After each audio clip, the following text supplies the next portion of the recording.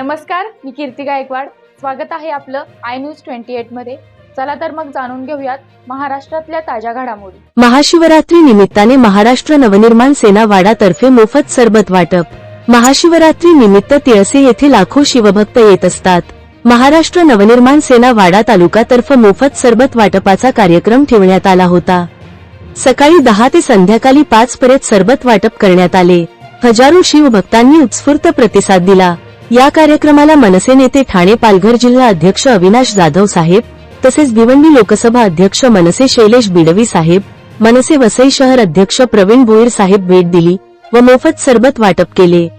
हा कार्यक्रम मनसे वाडा तालुका अध्यक्ष कांतिकुमार ठाकरे यांच्या नियोजनात पार पाडला.